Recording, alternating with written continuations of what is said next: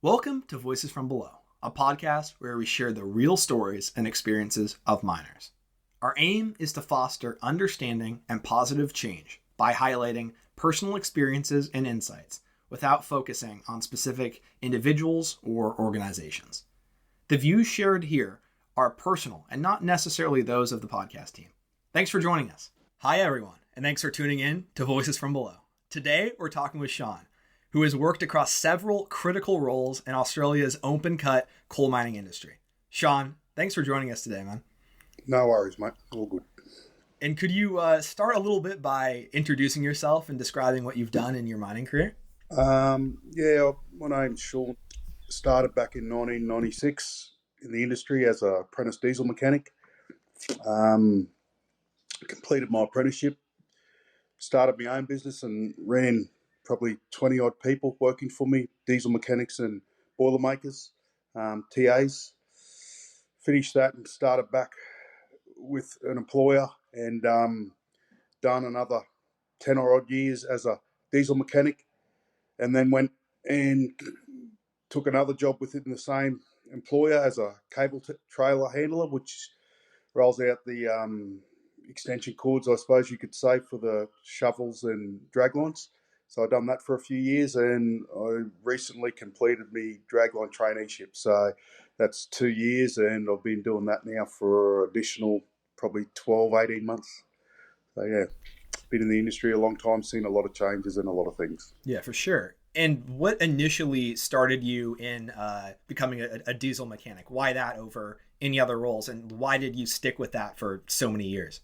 I wanted, to be honest with you, when I was younger, I just wanted to fix my own cars. So it was a good get in because I could learn a trade. It was good money in the mines. They taught you well. You were. It was always about job security for me, and a lot of blokes. If you're a diesel mechanic, mate, you'll get work wherever you go. So that's more or less what it was. I had a real interest in fixing my own cars and just went from there. Yeah, and I'm sure there were some challenges that you faced, while doing that role. So what would you say were, the biggest ones that you would encounter on more of a kind of day-to-day or week-to-week basis?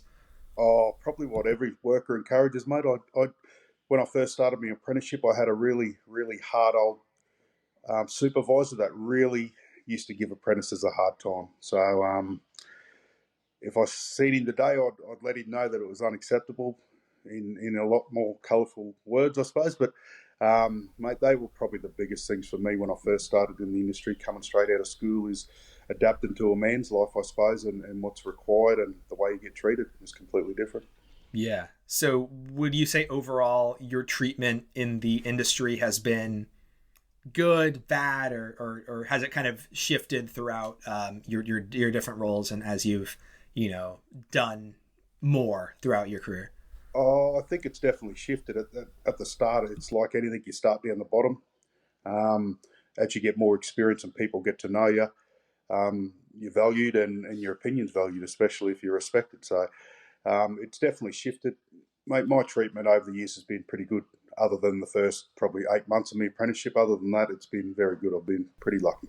That's great. Yeah, and just for the audience, if they don't entirely know what we're talking about. So what exactly does a diesel mechanic involve? What was your typical work? What would you typically be doing while on the job?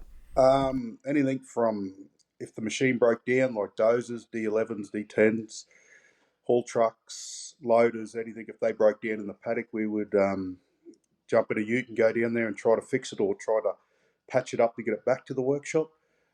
In the workshop, we'd service, we would rebuild engines, pull engines apart, replace them, final drives, brake groups, everything that takes to move a machine, we were fixing. So very heavy, hot, humid, dirty work. And would you say that the machinery overall, where you were working, was it pretty common for it to break down, or was it kind of more on rare instances or anything like that?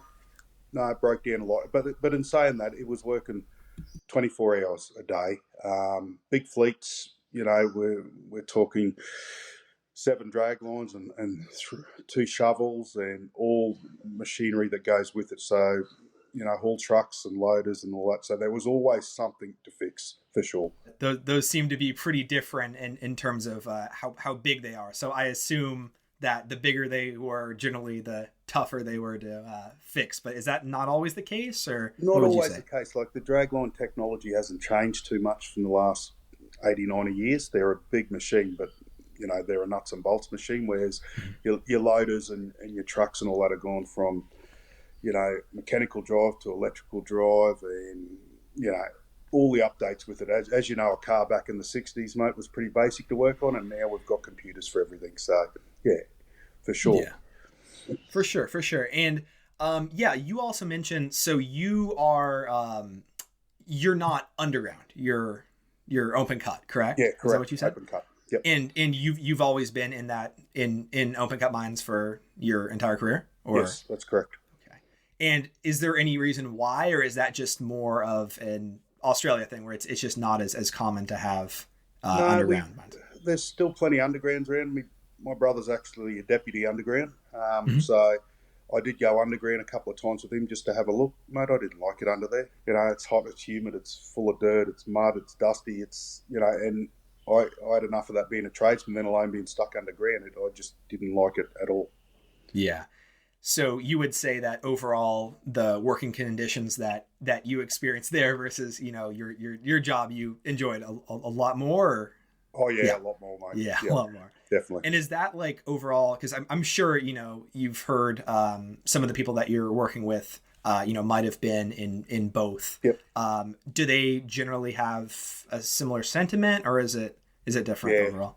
Once the boys that actually come from underground, and there's been quite a few of them that come to open cut pits, never really go back. There's a very strong bond with the underground boys, with their working and their safety. But other than that, they would rather work open cut, mate. It's a lot easier on their body as well. So. Yeah. So would you not really say that there's as strong of a bond in open cut, or? Yeah, definitely. Open cuts, there's no bond like underground. That's for sure. Yep. Okay. And is that also, would you say like overall, because I would imagine that the work is overall a little bit more spread out. So is there not as much, there's just not as much interaction with not other as people much as interaction. Much. And, okay.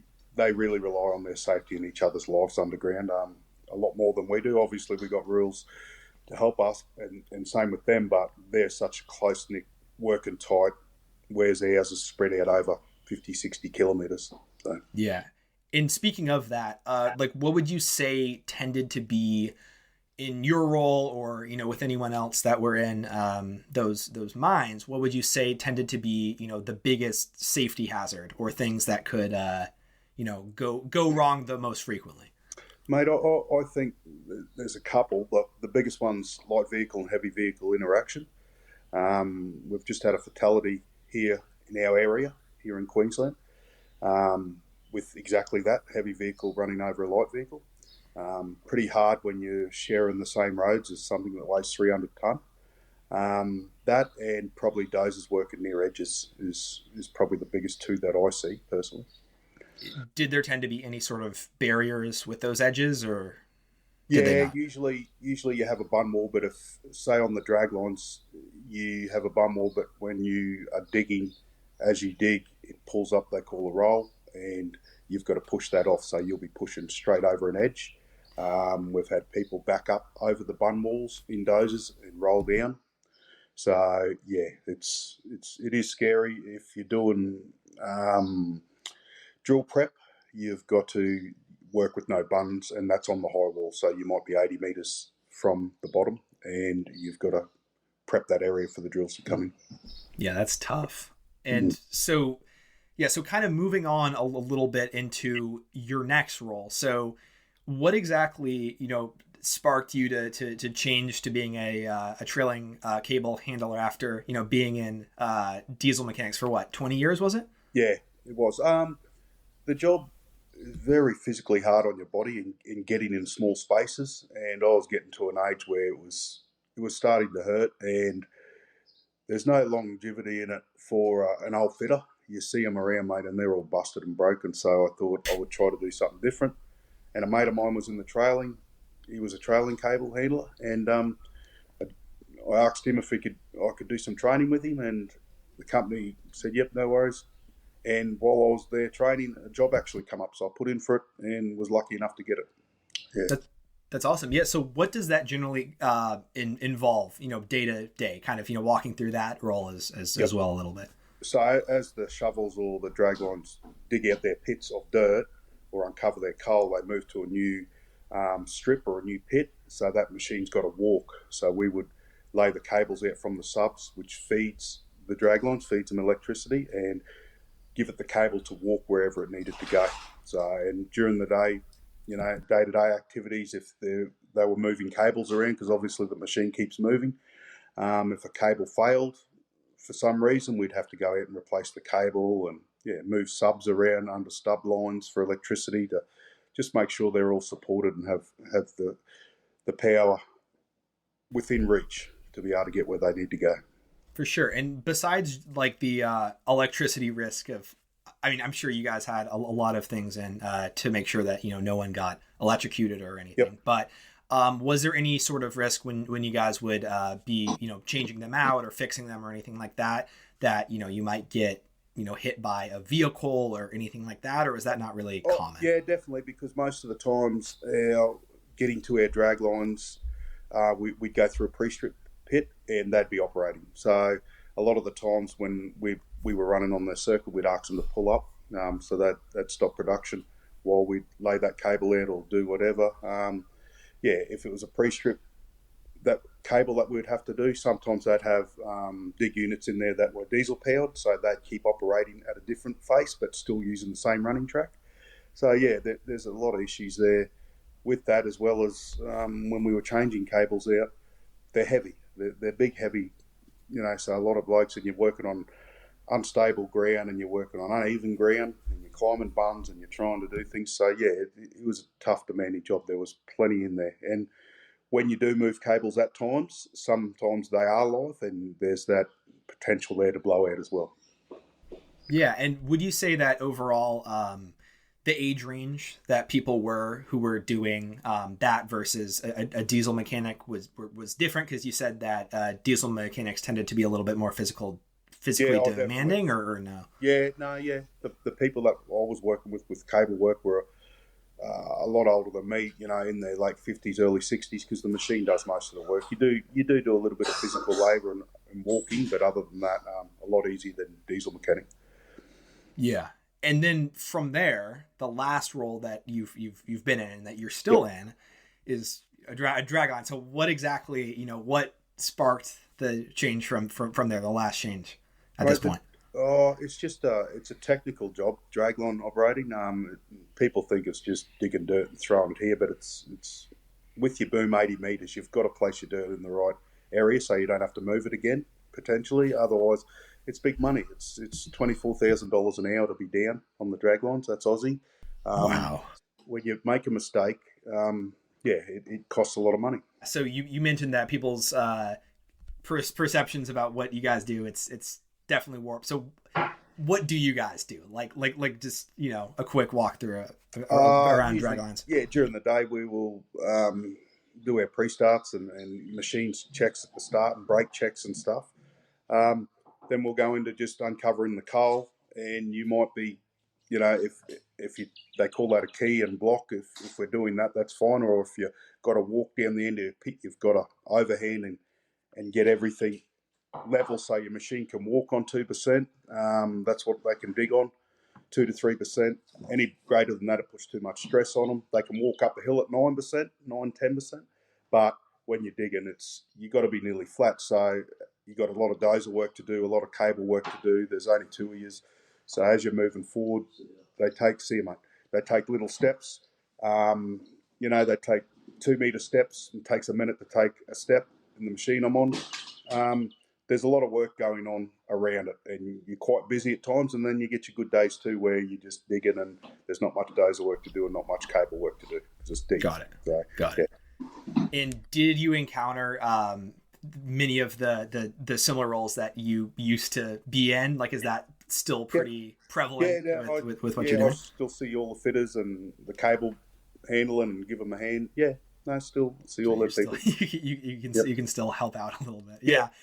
And then I'm sure myself and some of the people listening have seen some of like the photos of just the massive drag lines. Yeah. So overall, like in terms of the range of how big the ones that you guys are working with, what would you say? Oh, well, our biggest on site's Marion 8200. They're a big drag line, but Okay. Marion make an 8750, which are big, a lot bigger. I think the 8200s are 3,500 tonne.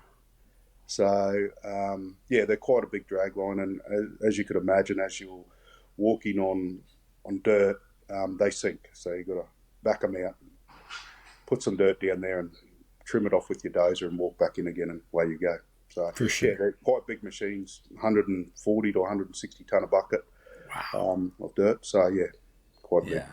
They're massive. Yeah. Yeah. And then the last thing so you said you spent 10 years, right? On the Yep. mines rescue team. So Yep. yeah, what inspired you to, take on that additional role, and what was the training like for that? Um, Mainly because I've got young sons that played a lot of sport and motorbike ride and stuff like that. So it was always about learning first aid and being able to cope in a situation that would happen, mainly in sports that they were undertaking. So um, I joined Mines Rescue, and it was possibly the best thing I got out of my employment, and still to this stage, just the knowledge we got. The training was first class. We'd have competitions. We'd go over Queensland and go in mines rescue comps, and we were lucky to win a few state comps and go to a national comp down in New South Wales. Yeah, it's just really for the training, mate, and really taught you a lot about yourself and limitations and how to react when things go bad in the mine industry, which happens all too often these days. Yeah, and you mentioned that with some of the open cut mines, there tends to be a little bit less camaraderie a little Yep. bit. So would you say there was a little bit more with the mine rescue team? Oh, definitely, mate. They were we were all pretty tight with each other. Yeah, for sure. And are you still doing it, or was it something that you you finished? because the employer I was working with at the time decided to contract out that side of it. So the permanents didn't want to do it anymore, and that was it, mate. That's part of the moving wheel, mate. That is mining. So yeah. Yeah, yeah. And obviously, I want to be sensitive about this, but you mentioned to me beforehand that you've witnessed some accidents and a fatality. Yeah. I'm just wondering, whatever you're comfortable sharing, if you could say anything about that. That's probably the hardest thing with the mines rescue was because you're such close knit. It's probably a high possibility whoever you're going to help is a mate of yours or who you know in the industry and in the site. Yeah. It's quite tough when there's a fatality and you know what's going on, and then you do hear comments back when you're at that accident about production being slowed down and all the rest of it, mate. So they're not the best memories that I have from the industry, that's for sure, because it painted a different picture than what you get told all the time about how safety comes first and all the rest of it, which the majority of the time it does until it gets in the way of production, mate. So yeah. And with these accidents and fatalities and all that, over your time in the industry, would you say that the mining industry or specific companies, obviously not naming any names, would you say they hold themselves accountable for these accidents and fatalities, or or not? No, they don't. That's my opinion. No, they don't. They don't. The three fatalities I've seen, no. And I mean, is there any way that you think they could? I mean, like the ways that they could actually do it, like really improve upon it, where your answer might be yes, or is it just super hard? I truly believe, but I think also it's human nature, and it's to point the finger at whoever else as long as the blame doesn't lay on you, and especially when there's so much emotion around a fatality. no one wants the finger pointed at them, mate. So everyone's pointing whichever way. And if we could just get to the crutch of it and sort it out and make sure it doesn't happen again, yeah, it's sad and I understand it's emotional, but to make sure it never happens again is the ideal outcome of anything. So you would say instead of just acknowledging that it happened, say more and more instead, like how can we actually ensure that it doesn't happen? So it's Correct. not as much like taking accountability, but how can we make sure that never happens? Okay. Put some controls in place so it never happens again, and make sure we don't forget about it, because in 2 and 3 years' time, we put controls in place, and then in 2 and 3 years' time, we go back to doing what we done beforehand because it somehow slows up production, or because people get lazy, or whatever it is, we go back to doing the same shortcuts that'll lead to the same fatalities. Yeah. Yeah. And overall, would you say, like, do you think that safety culture overall has improved throughout, your years in the mining industry? I do. I think the training with hazard identification and putting controls in place and stuff like that, it's really, really changed and gone way ahead, mate, for the better, for sure. Specifically, are there any, areas that you also think could have, need further improvement at all, or not so much? Yes. Yeah, I do. Just that light and heavy vehicle interaction. We don't need to share the same roads with them. We should be sharing the same roads with them, but it's a cost factor of putting in a light vehicle road, to get you on, or pulling up the trucks when a light vehicle gets on there. So that's the cost factor I keep going back to, that once production gets in the way, once a bit of safety gets in the way of production, sometimes, the majority of times, they go, no. Yeah. So I'm all about getting rid of that hazard and making sure they have their own roads, and then mate, it gets rid of that hazard. That's it. They're not sharing the same roads, and we can't have trucks and light vehicles hitting each other if they're not interacting with each other. So. Yeah, and I mean, besides, because I think you brought up something that's really important. The the profitability side of the mine. Have you heard of any other ways that you could stop those interactions, maybe without building separate roads out or something, or is that in your mind the only way that you can truly end this? No, I think we could adapt, but I also think if a fitter comes onto a pre-strip circuit and they've got to go up to the dump, obviously they've got to travel on the haul road or the running track to get up there, and that's fine. But I'm just thinking, well, people stop where they are and get back to the shovel, or stay up at the pit, or pull up on a flat ground, and then that light vehicle can go when it's the only one moving. Get up the top, yep. Call in and say, I'm up the pit. You can start moving again. Just to limit that. Yeah, they can still share the same running track, but not everyone has to be moving. So it's no cost other than to slow down production. There's no cost associated with putting in extra roads or anything like that, any extra controls. It's just to stop for 2 minutes while they drive up there. So. And I mean, have you heard, any of you said your your brother, you said is in underground, but any other friends that you have that are, in any other, open cut mines, have you heard of that being implemented at all? Or is that just not really a thing in the industry? No, it's just not a thing. Okay. It's not a thing. And I've got a lot of cousins and a lot of mates in the industry, open cut industry and underground. Yeah. And like overall, because I know, with Australia, it's going to be a little bit different with, the mining culture and, the US, Canada, Central or South America or anything. So, could you just share your overall thoughts on, the mining culture in Australia, what the environment's like, how you guys interact, kind of the overall, culture of, what's going on over there? Yeah, mate, it is a pretty good culture, but the days of if you worked in town, you lived in town. So it started to change when they brought in fly in, fly out, or drive in, drive out, and extended 12-hour rosters. When we were on 8-hour shifts, you'd only get your weekends off. So everyone lived in town. It was pretty close-knit. The local small towns flourished because they had a lot of good facilities, because there's a lot of children here and sporting clubs and everything. So we would have 3 and 4 football teams in our just our little town and stuff like that. So once people started driving in, driving out, and flying out, it robbed the local communities of a lot of sporting and a lot of recreational and doctors and all the rest of it, because we didn't have the population anymore. And then you get people coming in from, wherever they come from, that they're greenies, mate, and come to the mines. It creates a situation where, experience and inexperience meet, and Yeah. there's always going to be accidents and differences of opinions around what's right and what's wrong. So that's what I see, mate. The culture out here is pretty good. I do enjoy going to work. I do enjoy who I work for.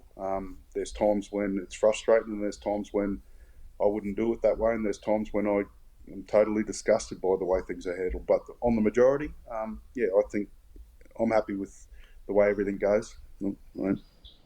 And when would you say like the overall shift with the the fly in fly out culture really started? Like, is there a time where that shift really happened, or is it kind of a little bit more gradual? No, probably when 12-hour shifts come in, so it would have been late 1990s, 98, Okay. 99, somewhere around there.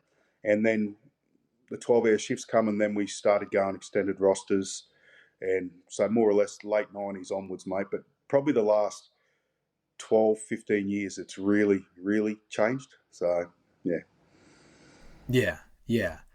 And specifically, you mentioned a few things about how the technologies changed. I think mainly when you were talking about being a diesel mechanic. But Yep.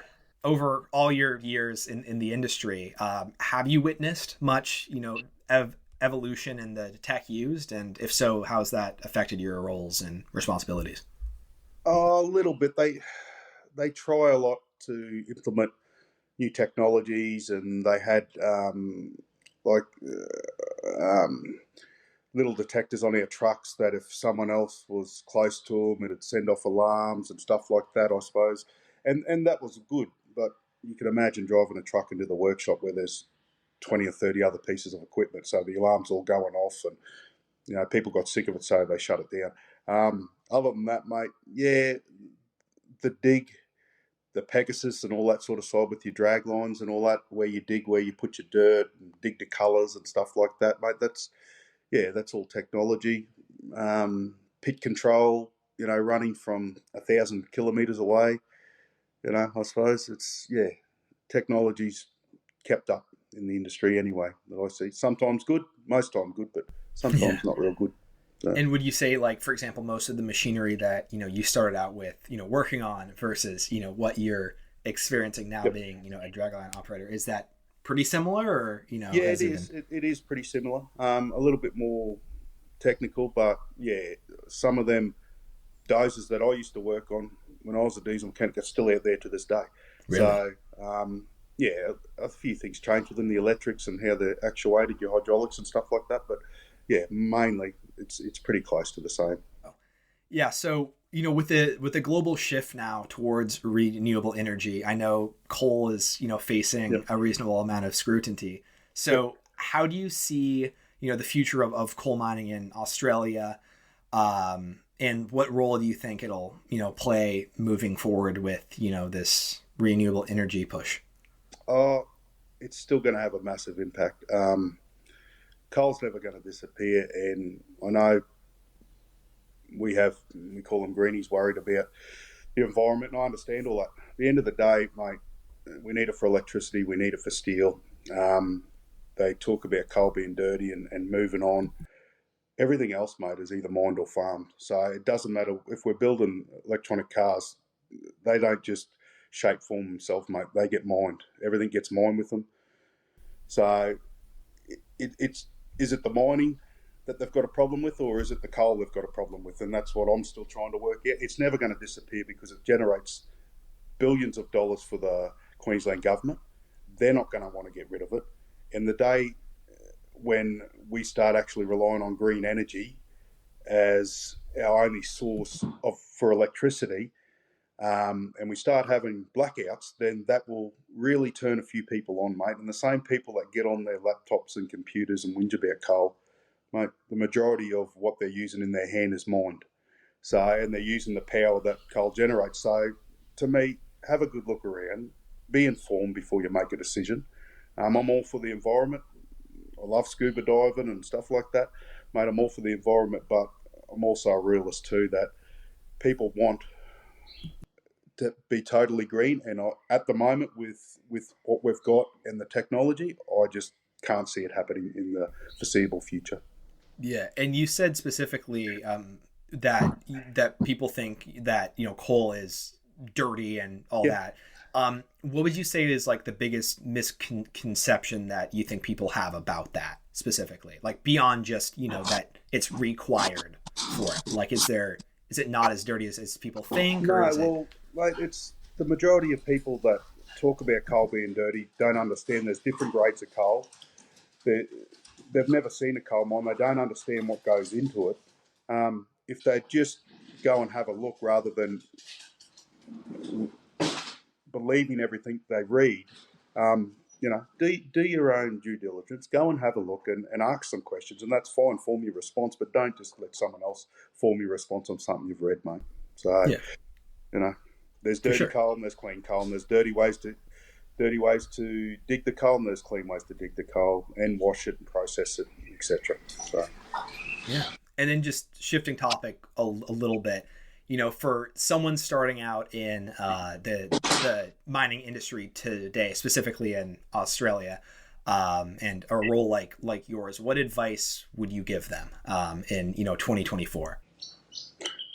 Just to be yourself, mate, and keep quiet. Listen to what people got to say. It's better to keep quiet and seem like an idiot than open your mouth and relieve all doubt, mate.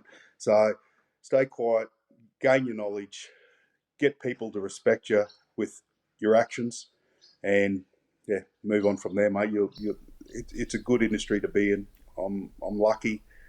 I'm blessed to be in the industry to be able to provide for my family. So I'm lucky. And reflecting on your, decade-long career, what would you say, you're the most proud of so far? What do you think is, the biggest lesson that you've learned from your time in the mining industry? I just think, for me, it was really the mines rescue stuff, helping people, the feeling you got from it, the training you got from it. There were some not so good times that we've spoken about in them times, but the majority, mate, for me, the mines rescue was really good, and completing my dragline traineeship was a big thing for me too. There's a lot of them, and becoming a tradie and all that, because it was so long ago, I probably forget a little bit about that, but that's 4 years of hard work and TAFE and shift work and all that to get your trade qualification. So that's a big long learning curve too. So, but yeah, mate, the mines rescue, getting my trade and becoming a dragline operator, a competent dragline operator, are probably the biggest things that I look back and very proud of what I've done. Yeah. Well, Sean, thank you so much, man, for coming out today. I really appreciate that. No, all good, mate. All good. Thanks very much. All right. Thank you so much. Have a good one. No worries. Thank you. Enjoy your day. Thank you so much for listening to Voices from Below. That was super informative, and I hope you enjoyed hearing Sean's story as much as I did. We've got more great stories from miners coming soon. If you or anyone you know would like to be featured on Voices from Below, you can contact us at voicesfrombelowpodcast@gmail.com. That is voicesfrombelowpodcast@gmail.com. Thank you so much, and we look forward to catching you in the next episode.